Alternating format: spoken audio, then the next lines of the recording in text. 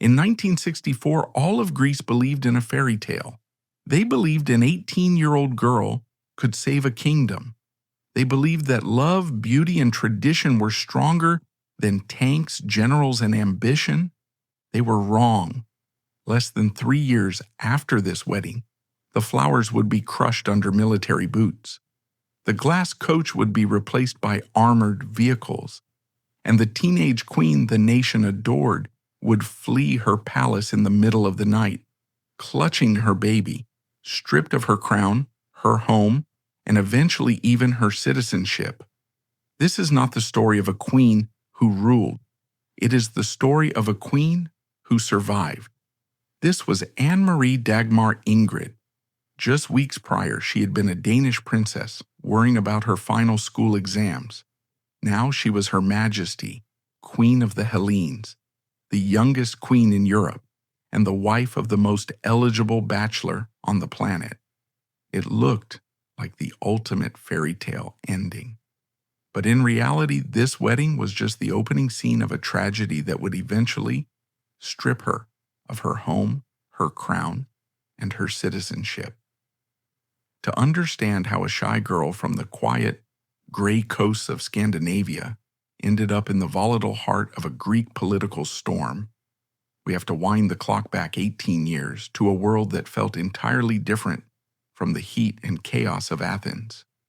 Anne-Marie was born in Copenhagen in 1946, just as Europe was sweeping up the ashes of the Second World War. While the rest of the continent was rebuilding from ruin, the Danish monarchy was establishing itself as an oasis of calm, pragmatic stability. Her father, King Frederick IX, was not your typical monarch. He was a towering, tattooed sailor who loved conducting classical music in his living room and detested pompous ceremony. Her mother, Queen Ingrid, brought a disciplined Swedish elegance to the household, creating a family environment that was radical in its normalcy. Growing up in the Amalienborg Palace, Anne-Marie's life was strikingly simple. There were no gold-plated nurseries or armies of servants attending to her every whim. Along with her sisters, Margrethe and Benedicta, she was raised to be humble. They attended public schools, rode bicycles through the wet streets of Copenhagen, and were taught to make their own beds. Anne-Marie was the baby of the family, the quietest, the shyest, and by all accounts, the most tender-hearted. The Danish press adored her, calling her the Pearl of the North, but she was never one to seek the spotlight. She was the kind of girl who was happiest in the background, digging in the mud at their summer house, or listening to her father's symphonies on the radio. It was a childhood of safety, defined by the rhythm of the seasons and the protective love of a close-knit family.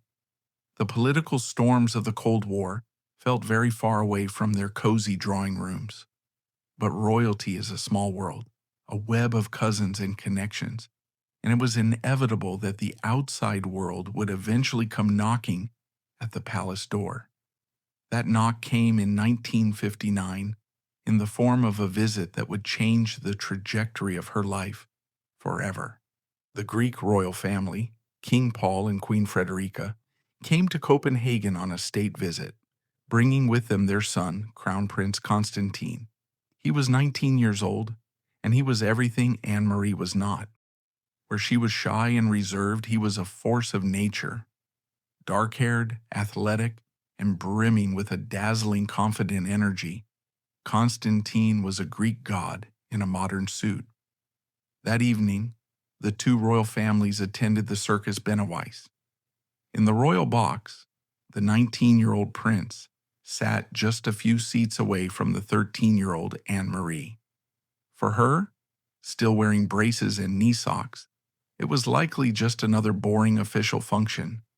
But for Constantine's father, King Paul, it was a moment of foresight.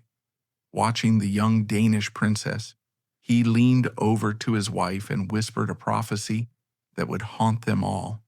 "Look at her. She is like a butterfly. I hope Tino marries her one day." Tino, as his family called him, didn't need much convincing. Over the next 2 years, the families crossed paths again and again, and with each meeting, the dynamic shifted. By 1961, when Constantine visited Denmark again, Anne-Marie was 15. The braces were gone.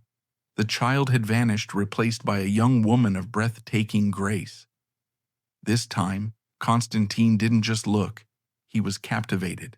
He was a man who could have had anyone. He had just won an Olympic gold medal in sailing at the Rome Olympics. He was a karate black belt, and he was the heir to a throne. Women across Europe were throwing themselves at him. But Anne-Marie was different. She wasn't impressed by his title, she was simply kind to him. She possessed a quiet strength that intrigued him, a serenity that perhaps balanced his own restless energy. He returned to Athens, but his mind remained in Copenhagen. The courtship that followed was the stuff of spy novels.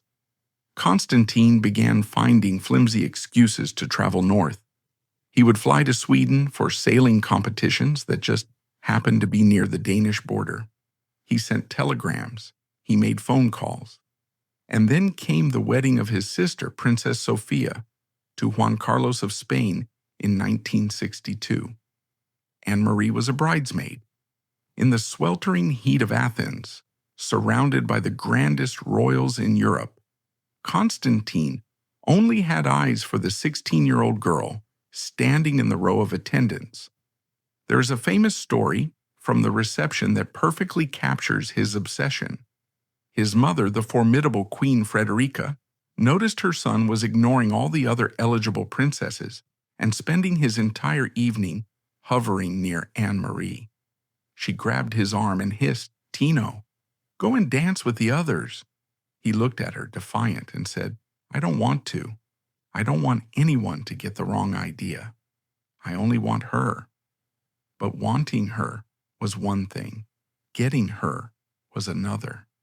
Standing in their way was Anne-Marie's father, King Frederick.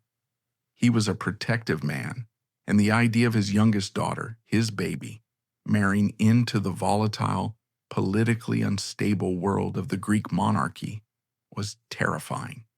She was too young. She hadn't even finished high school. Constantine knew he had to be careful.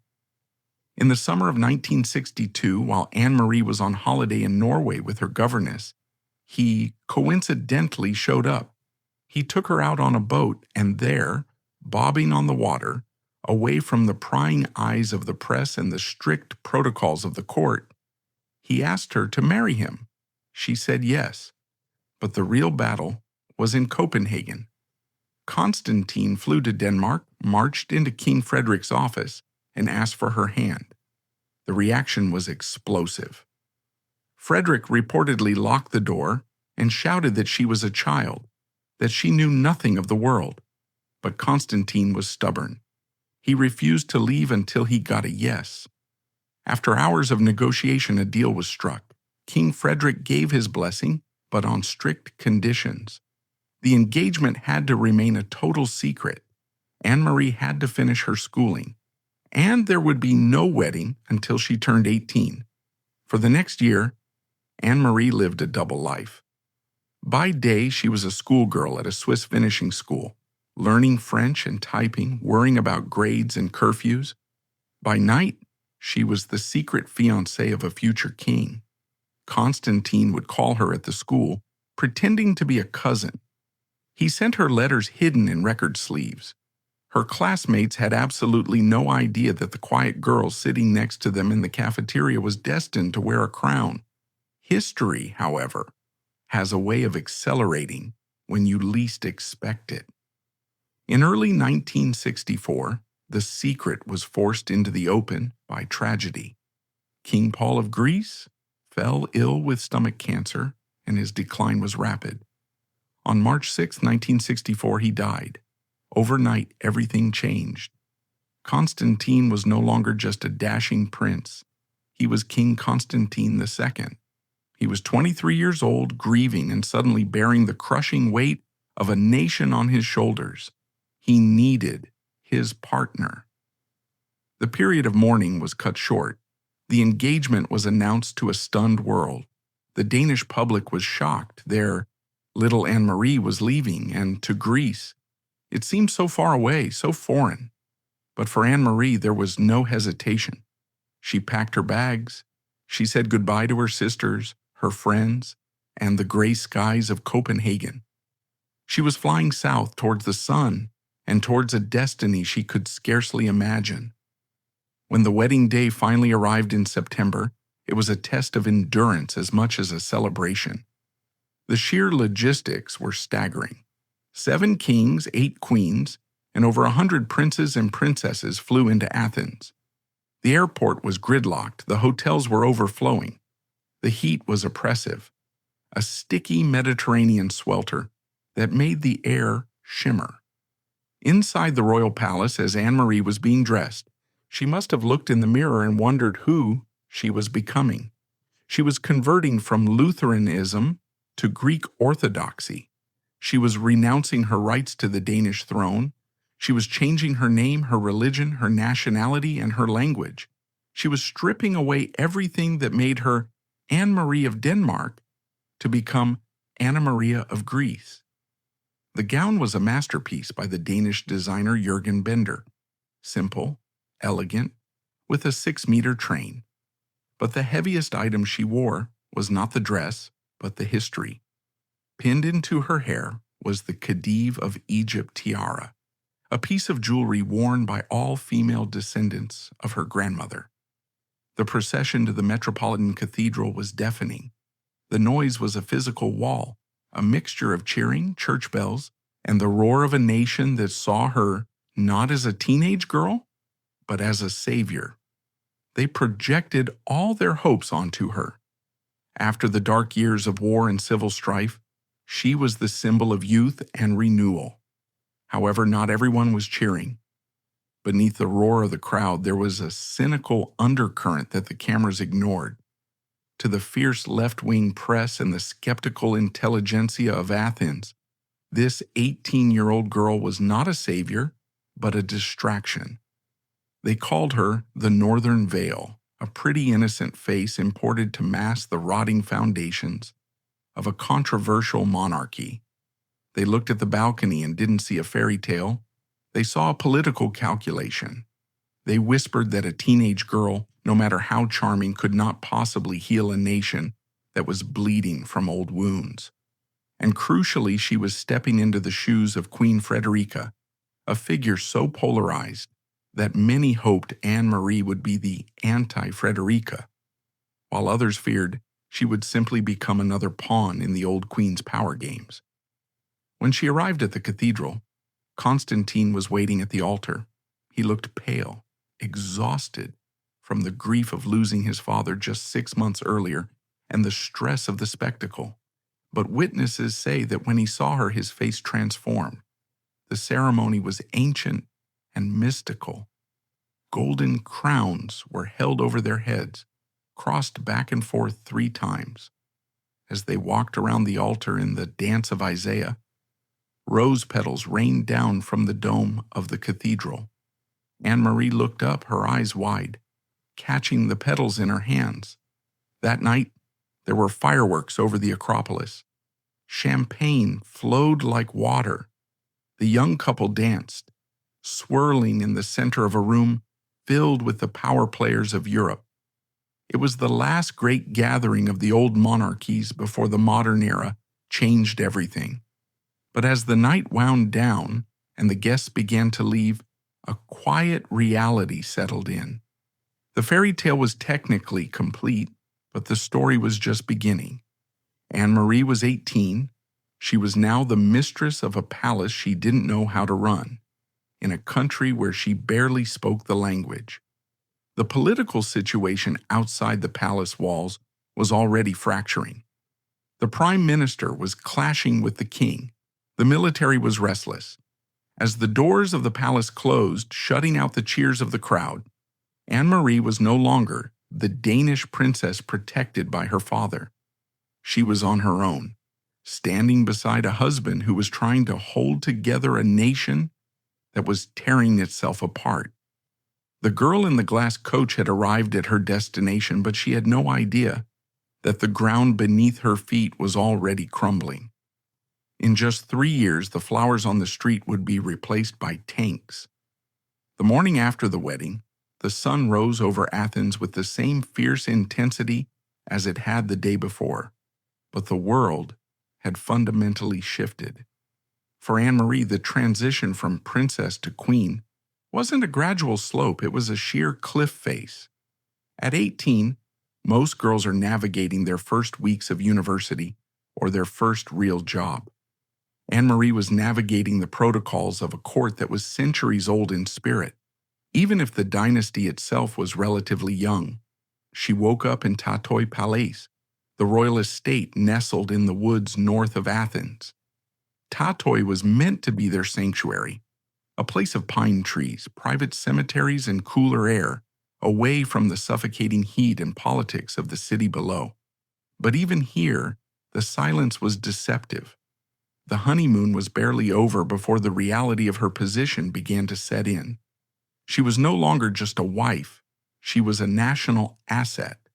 And the first expectation placed upon her shoulders was the most ancient and unforgiving of all.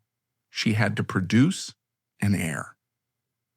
In those early months, Anne-Marie threw herself into the task of becoming Greek.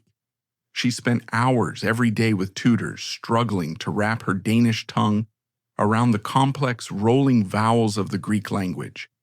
It was a difficult transition. Greek is notoriously hard to learn, and every mistake she made in public would be scrutinized. But she was determined. She wanted to understand what the people were shouting when she drove by. She wanted to read the newspapers that were already beginning to print rumors about her husband's reign. But the struggle was far deeper than just vocabulary. It was a collision of worlds. Anne-Marie had been raised in Denmark, where princesses could ride bicycles and women had a voice. Now, she was thrust into a deeply traditional Mediterranean society where her role was brutally specific: look beautiful, produce heirs, and walk 2 steps behind her husband. The psychological pressure was immense. Every smile, every dress, and every glance was analyzed by a court that watched her like hawks. In private, she missed the gray skies and the freedom of Copenhagen with a physical ache, yet she was forbidden to show it. To weep for home would be seen as ingratitude. So she learned to suppress the Danish girl inside her, constructing a flawless porcelain mask of Greek royalty to survive the scrutiny. But the biggest challenge wasn't the language, it was the family dynamic, specifically the shadow of her mother-in-law. Queen Frederica was a force of nature, intelligent, politically sharp, and notoriously dominating. She had been the power behind the throne for decades, and she wasn't ready to retire into the background just because her son had married a teenager. For Anne-Marie, who had grown up in the egalitarian, relaxed atmosphere of the Danish court, Frederica's intensity must have been overwhelming. The Dowager Queen was everywhere, in the meetings, in the decisions, and often in the middle of the young couple's life.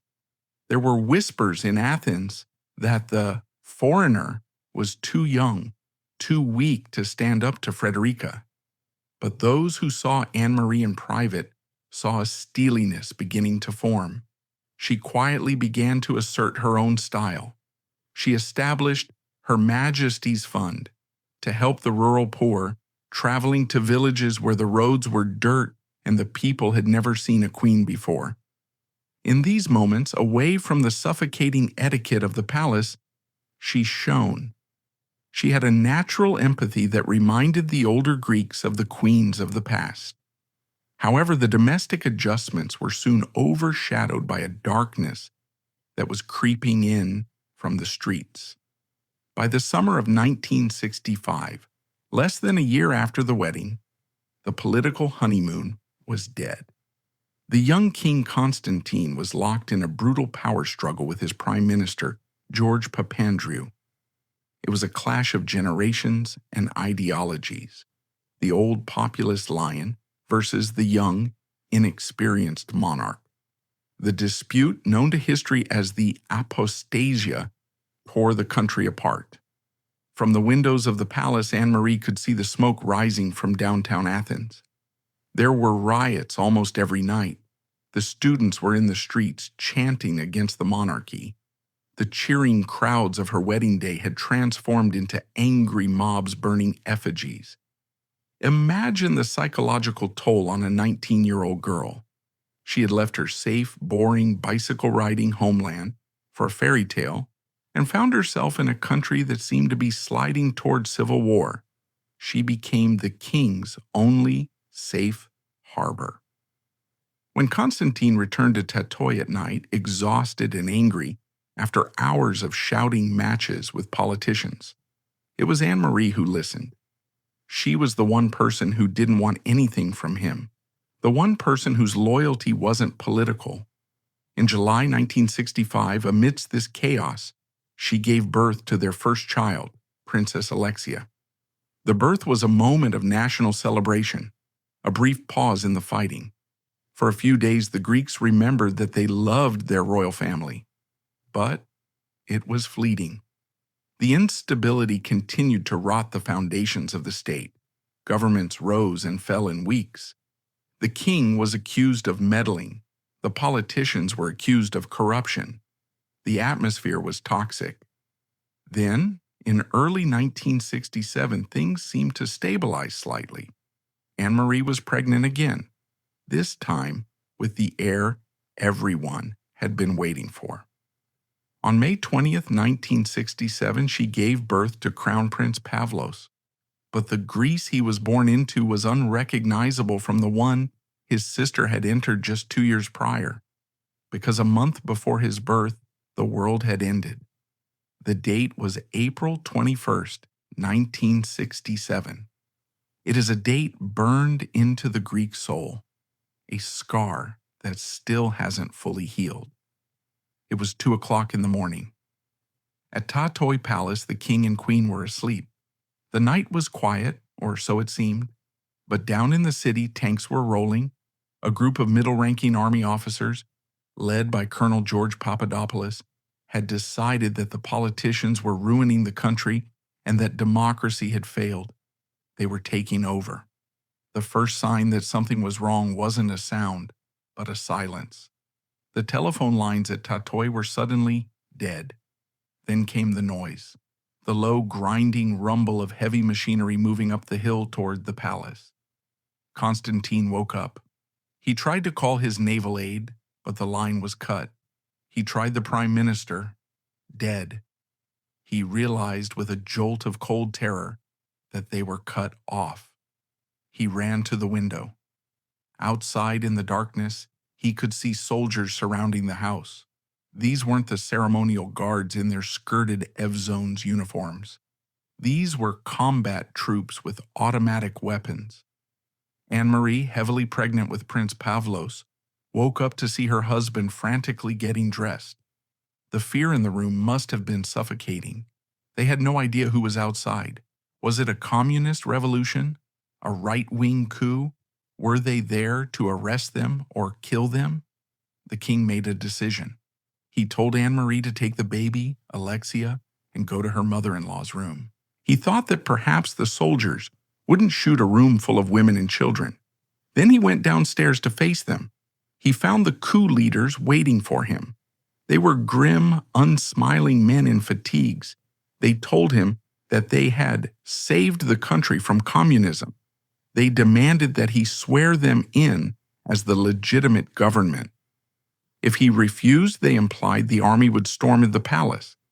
Constantine was trapped. He was 26 years old. He had no communication with the outside world.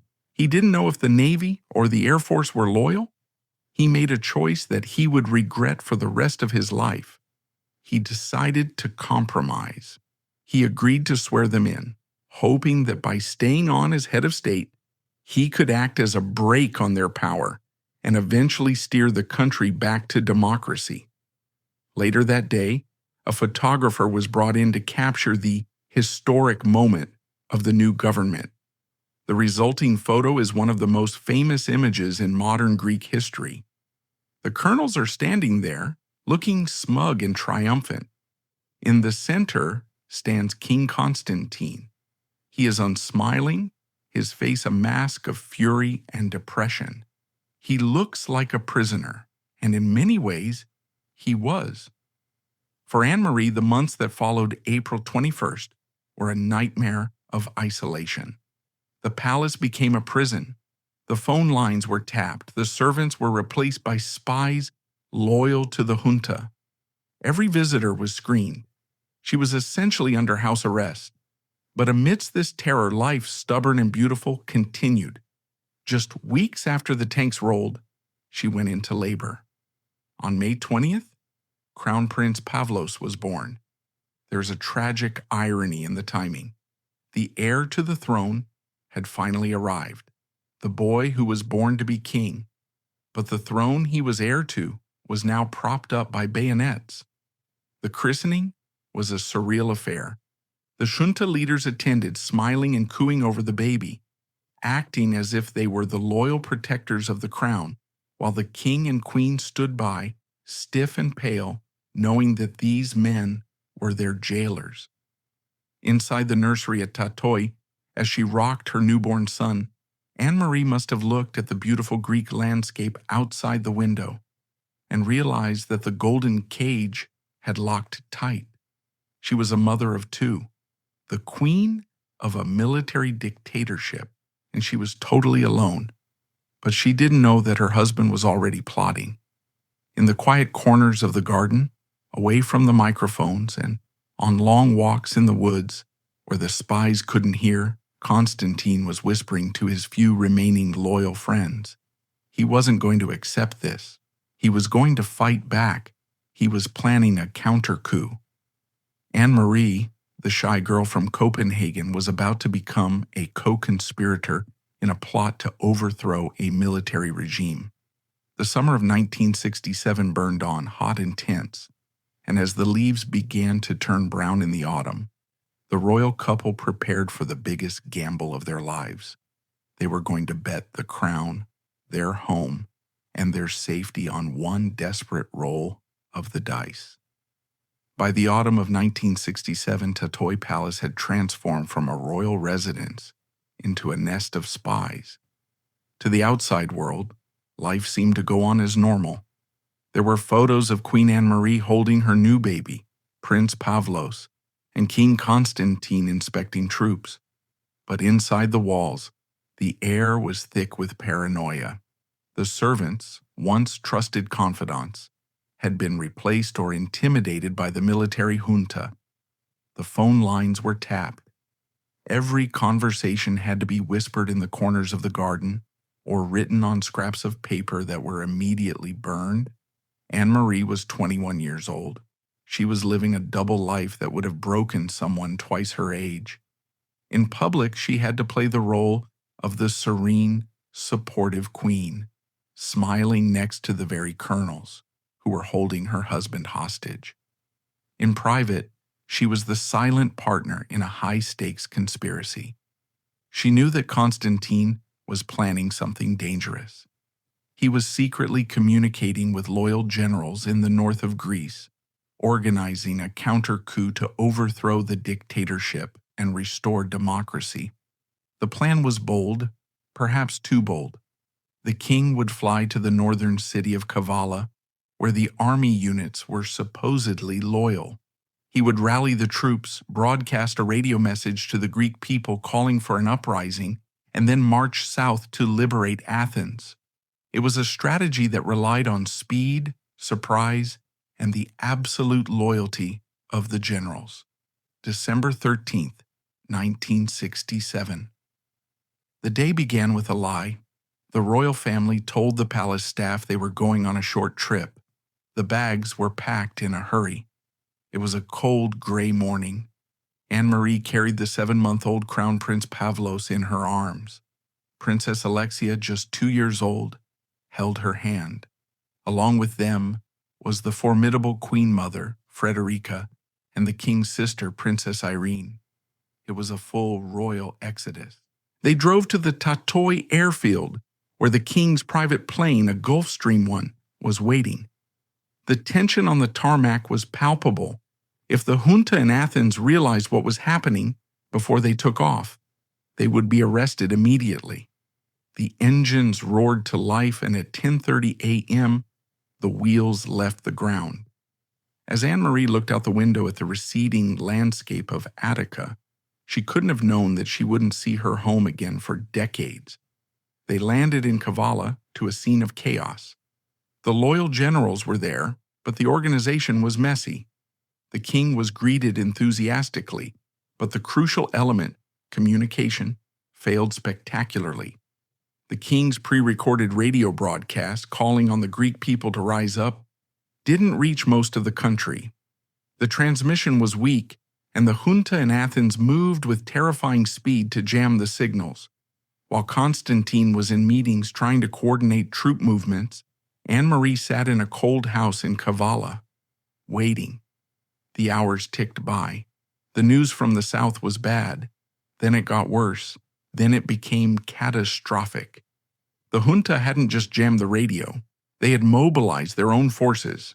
They arrested the key generals loyal to the king. The army units that were supposed to defect to the king hesitated. By late afternoon, it became clear that the royal counter-coup was collapsing. The king had no army. He was isolated in the north, and the junta's tanks were beginning to move toward him. By nightfall, the dream was dead. The king returned to his family with the look of a man who had seen his world disintegrate. They had two choices: stay and be arrested, which likely meant a show trial and possibly execution for treason, or run. They chose to run. The scene at the Kavala airfield that night is one of the most dramatic in royal history. It was raining, a freezing, driving rain that turned the runway into a slick of mud and oil. It was pitch black. The family scrambled back onto the small Gulf Stream. This was not a royal tour. This was an evacuation. They had no diapers for the babies. They had no change of clothes. They had almost no money. King Constantine took the pilot's seat himself. He was an experienced pilot, but he had never flown under conditions like this. The orders were to fly low, dangerously low, to stay under the radar of the junta's air force, which might have been ordered to shoot them down. They took off into the storm. Inside the cabin, the heating system failed. The temperature plummeted. Anne-Marie huddled in the back, wrapping her body around her children to keep them warm. The Queen Mother, Frederica, sat in stony silence. The only sound was the screaming of the engines and the wind battering the fuselage. But the real terror was in the cockpit. As they crossed the mountain ranges of Epirus and headed out over the dark waters of the Adriatic Sea toward Italy, the co-pilot pointed to the fuel gauge. They had burned more fuel than expected flying at low altitude. The needle was dropping fast. They were running out of time. For the last hour of the flight, the tension was absolute. They were flying on fumes. Below them was the unforgiving sea. Behind them was a country that had branded them traitors. Ahead of them was an unknown future. At 4 a.m., the lights of a small military airport near Rome, Ciampino, flickered in the distance. Constantine radioed the tower. The Italian air traffic controllers were confused. Who was this unauthorized plane asking for emergency clearance in the middle of the night? "This is the King of Greece," Constantine said. They landed with less than 3 minutes of fuel remaining. When the engines finally cut out, the silence that filled the cabin was deafening. They were alive, but they were no longer royals in the way they had been that morning. They were refugees. The door opened and the cold Italian air rushed in. There was no red carpet. There were no diplomats waiting to greet them. Just a few sleepy Italian officials who looked at this disheveled group of people.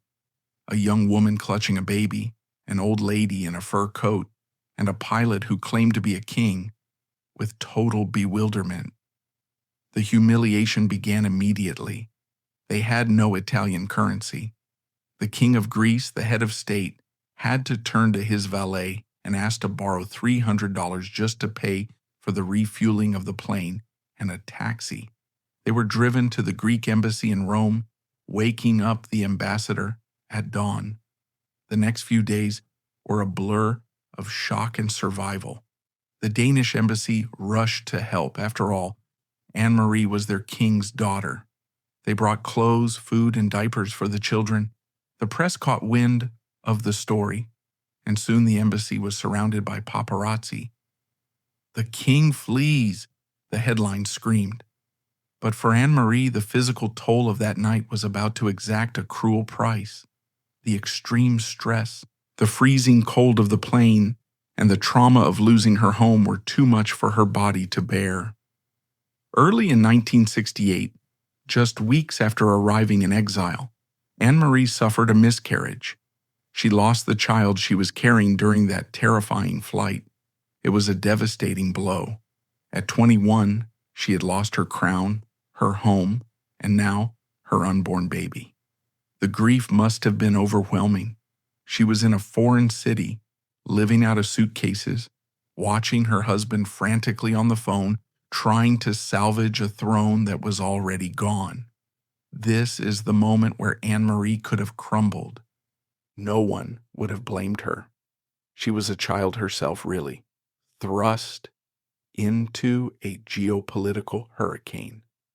But this is also the moment where the teen queen disappeared and the woman of substance emerged. She dried her tears. She realized that while Constantine was fighting for the monarchy, she had to fight for the family. She had to create a sense of normalcy for Alexia and Pavlos, who were too young to understand why they weren't in their beds at Tatoi anymore.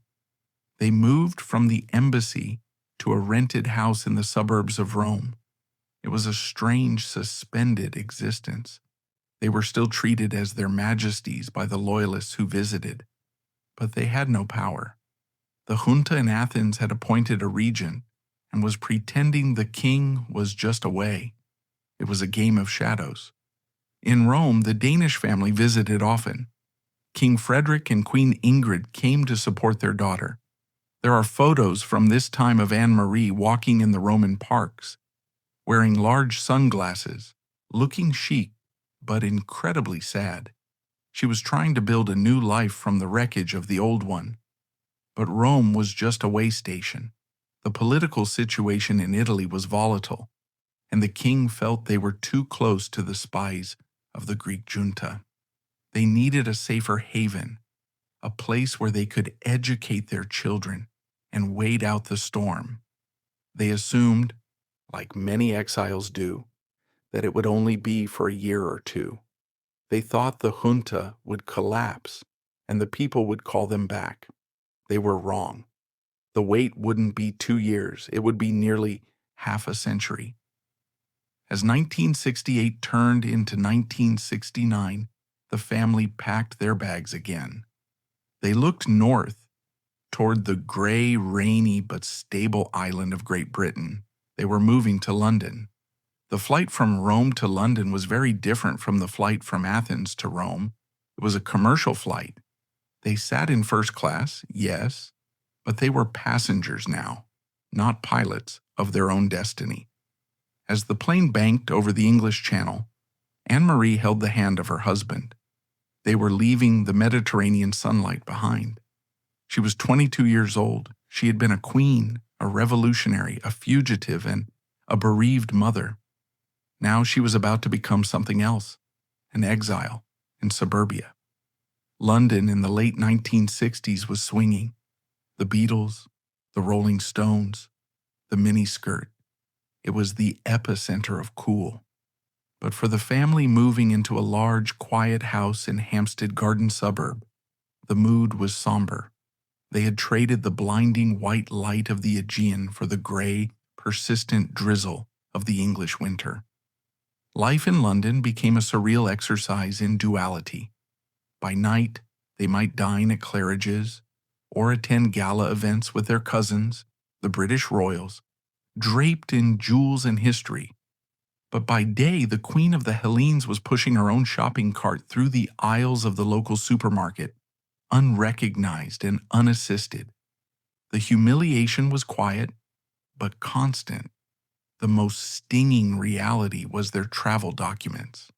Without Greek passports, they were often flagged at borders, dependent on diplomatic favors or temporary papers. It was a jarring existence, holding the bloodline of emperors, yet having to explain to a customs officer why you don't officially belong anywhere. Anne-Marie navigated this with silence, doing the school runs and the grocery shopping, stripping away the pomp to preserve the family.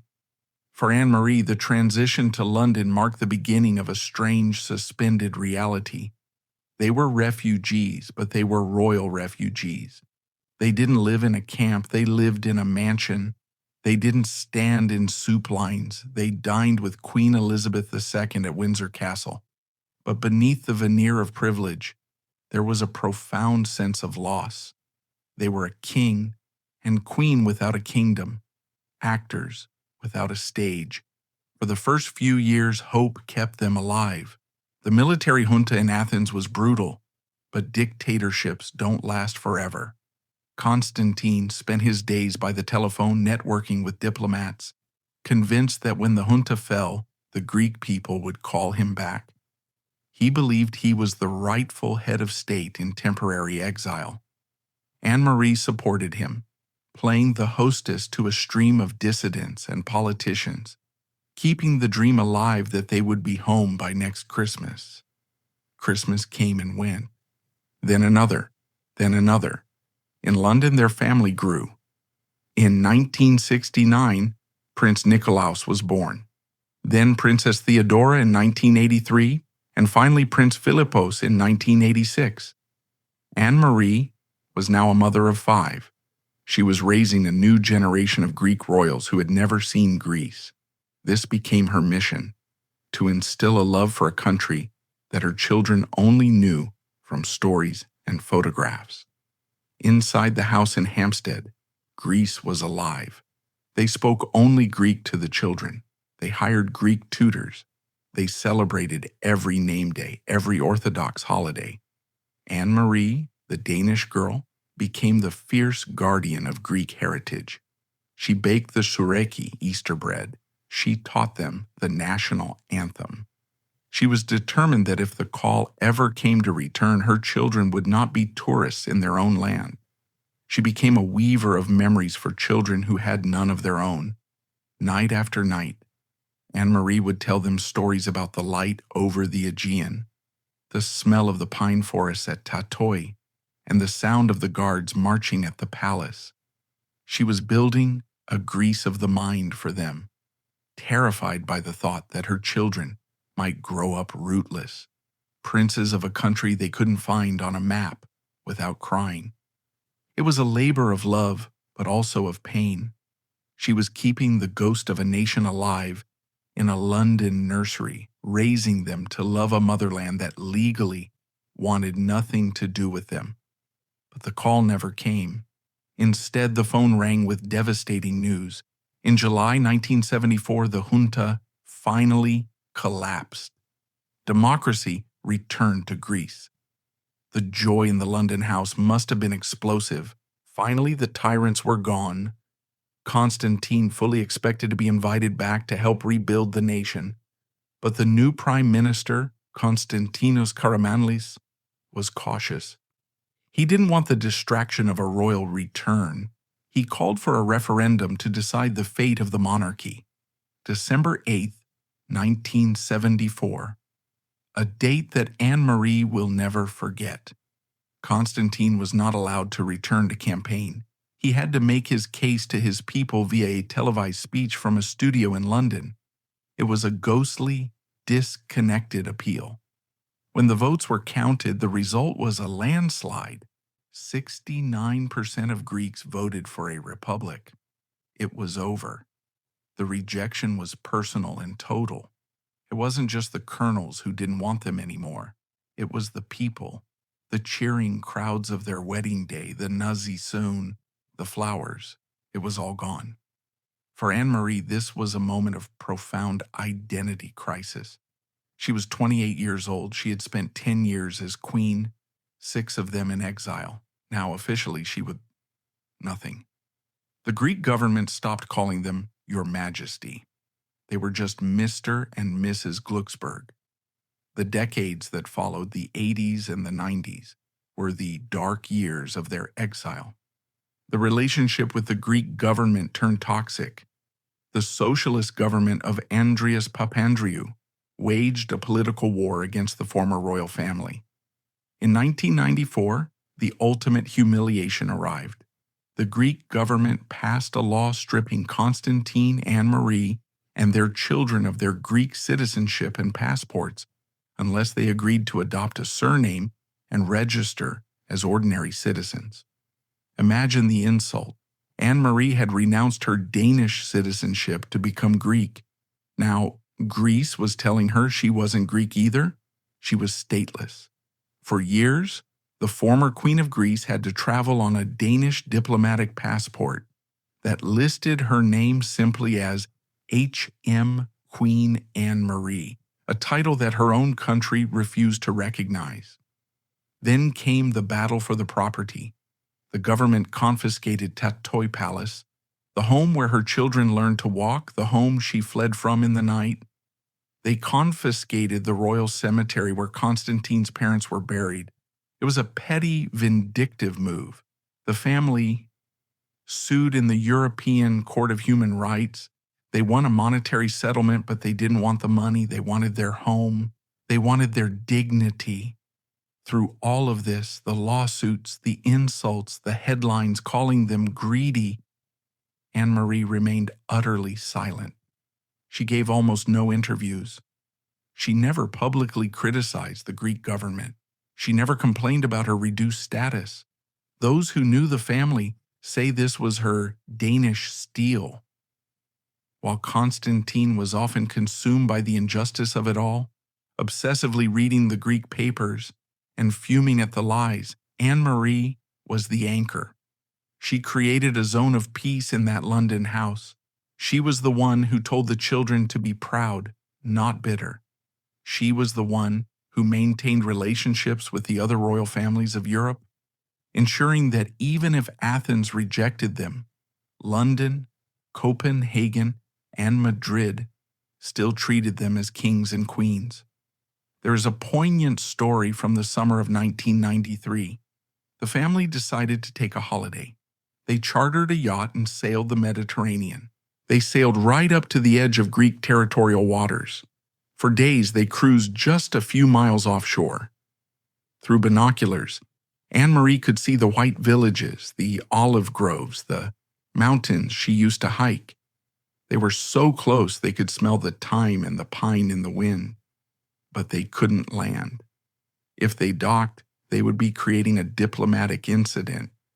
The children, now teenagers and young adults, stood on the deck, looking at the motherland they had been told about their whole lives, blocked by an invisible political wall. It was a torture of proximity, to be so close to the thing you love yet forbidden to touch it. However, time is a strange alchemist. As the new millennium turned, the anger in Greece began to fade. The royal issue was no longer a threat to democracy. It was just history. The politicians who hated them retired or died. The economy crashed, and people had bigger problems than an elderly ex-king living in Hampstead. Slowly, quietly, the door began to creak open. The 2004 Athens Olympics was a turning point. The family was allowed to visit. There were no riots. People were curious, even respectful.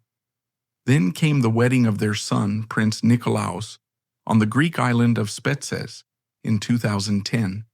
It was the first royal wedding on Greek soil since Anne-Marie's own, 46 years earlier. The reception from the locals was warm. There were no tanks this time, only fishing boats honking their horns. Anne-Marie walked through the streets and old women came up to her, kissing her hand, whispering, "Megalioktadi, Your Majesty." Something shifted in her heart. The fear was gone. The London house with its gray skies and safe distance no longer felt like a refuge. It felt like a waiting room, and she was tired of waiting. In 2013, Constantine and Anne-Marie made a decision that shocked their circle. They were old. Constantine's health was failing. They could have stayed in London, comfortable and secure, but the pull of the land was too strong. They sold the Hampstead mansion. They packed the furniture, the portraits, the memories of 46 years of wandering. They were going home, not as rulers, not to Tatoy Palace, which was now a decaying ruin looted by vandals. They were moving to a simple rented villa in Porto Heli, a seaside town in the Peloponnese. As the plane touched down in Athens, not a private jet this time, but a commercial airliner, Anne-Marie looked out the window. The sun was shining. The hills were the same shade of dry, dusty gold as they had been in 1967. She was 67 years old. She had left as a girl in the middle of the night, terrified and pregnant. She was returning as a grandmother, scarred but standing. The exile was over, but the final chapter of her love story was yet to be written. The locals in Porto Heli grew used to seeing them. They would spot the king and queen dining in small tavernas, or Anne-Marie buying fresh fish at the market. There was no heavy security detail, no retinue of servants, just an elderly couple holding hands, breathing the air of the country they had fought so hard to return to. These final years were a gift.